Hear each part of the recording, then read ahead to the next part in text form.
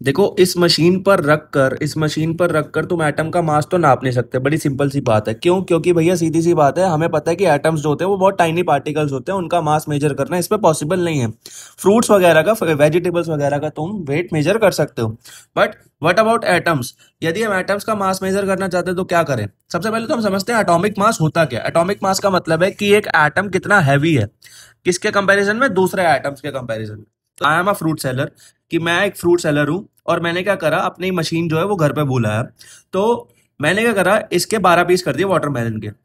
ठीक है। और मैंने वाटरमेलन का कंपैरिजन करा किसके साथ? मैंगो के साथ। सपोज करते हैं मैंने क्या करा, वाटरमेलन का कंपैरिजन करना शुरू करा एक मैंगो के साथ।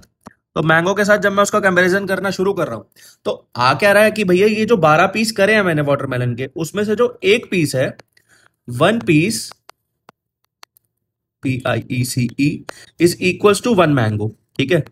कंपैरिजन करना शुरू कर दिया ना। तो यदि कोई मेरे से एक मैंगो मांगेगा तो मैं क्या करूंगा, एक वाटरमेलन रखूंगा और एक मैंगो को इक्वल रख के उसको एक मैंगो दे दूंगा, यानी कि मेरा एक वाटरमेलन का पीस एक मैंगो के इक्वल आ गया। सो सपोज करते हैं मेरे से किसी ने वो मांग लिया, एप्पल मांग लिया। तो एप्पल के केस में, मेरा केस में क्या रिजल्ट आया? एप्पल के केस में ये रिजल्ट आया कि one apple is equals to half of watermelon piece. ठीक है ना?